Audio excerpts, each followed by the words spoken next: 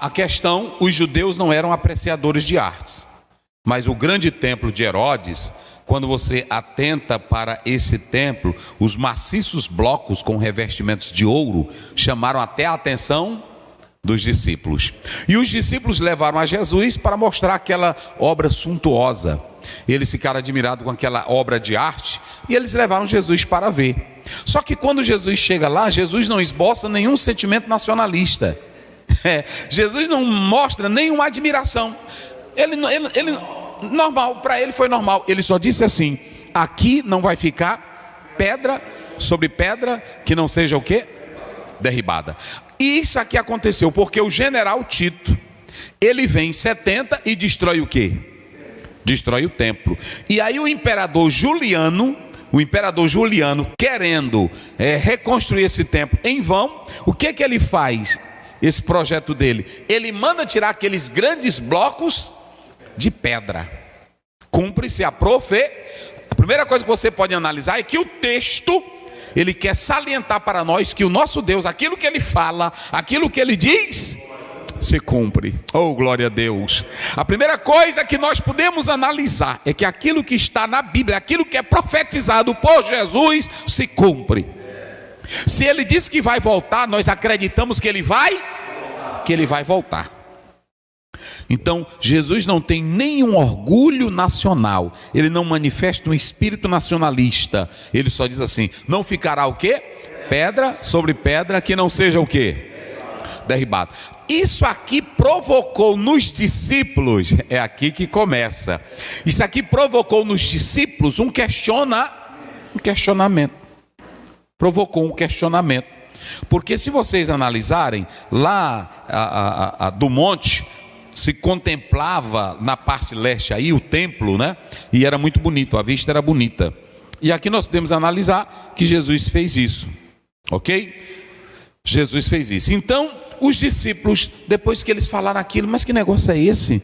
Então, ele está falando do futuro, mas ele está dizendo aqui que nós vamos ficar sem glória. Ele está dizendo aqui que esse templo, que é o nosso orgulho, que é a nossa glória, vai ser o quê? Aí surge uma indagação. Aí quando eles estão a sós com Jesus, aí agora o verso 4. Olha o que acontece.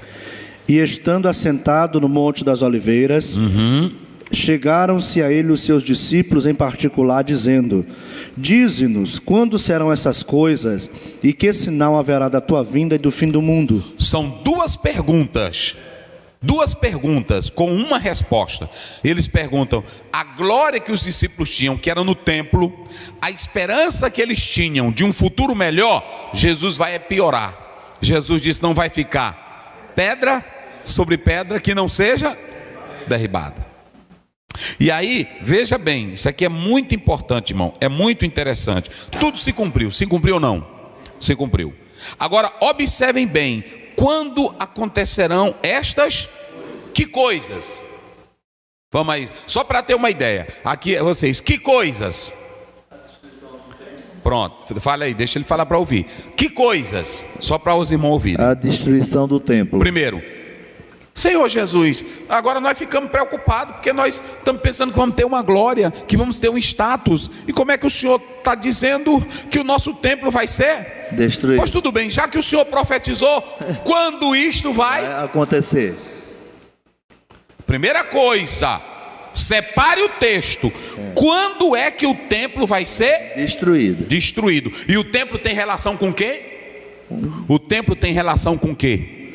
Com os judeus. Veja bem, analise o texto. Aí eles fazem outra pergunta. Agora leia aqui a outra pergunta.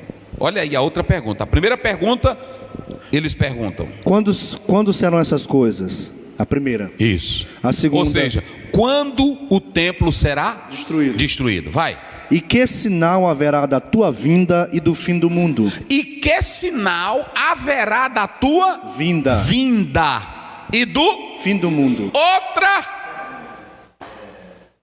Rapaz, precisa ler Bíblia, irmão. Precisa ler Bíblia para não chafurdar um negócio. Aí entrou agora, vai entrar em interpretação de Cristo, como o professor César falou. Jesus não estava falando com a igreja ali.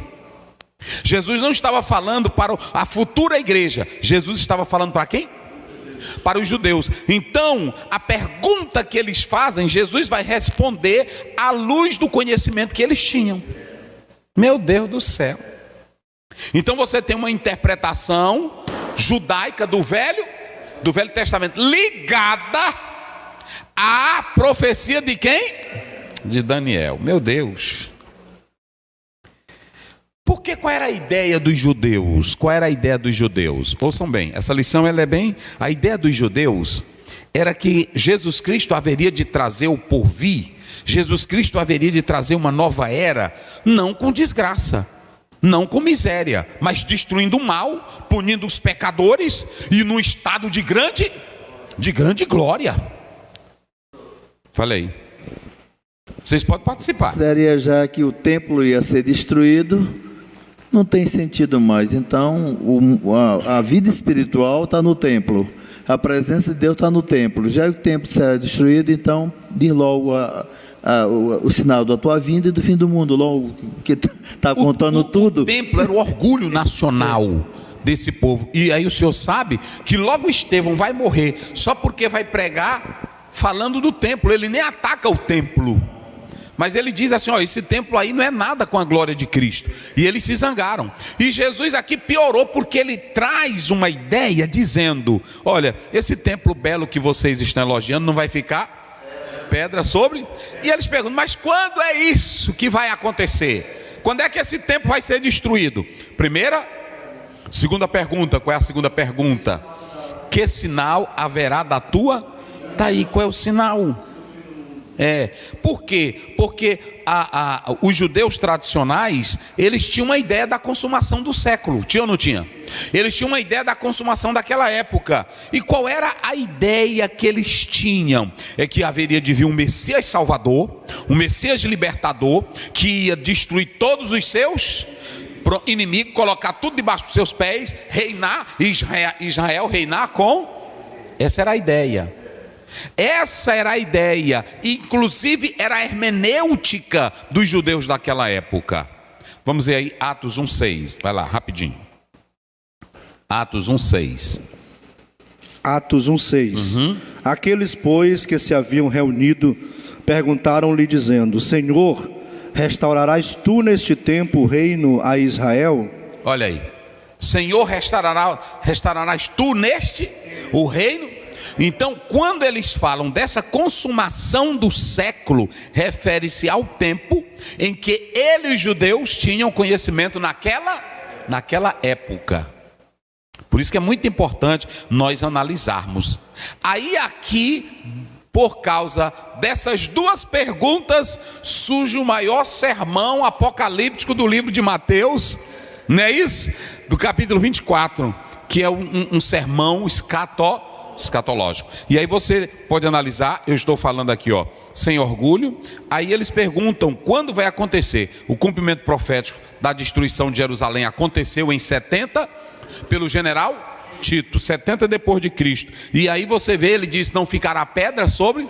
O imperador Juliano fez ou não fez? Cumpriu-se a profecia. Mas tem uma ainda, que aí ele diz, e que sinal haverá da tua vinda e do fim do mundo, da consumação do século. É aqui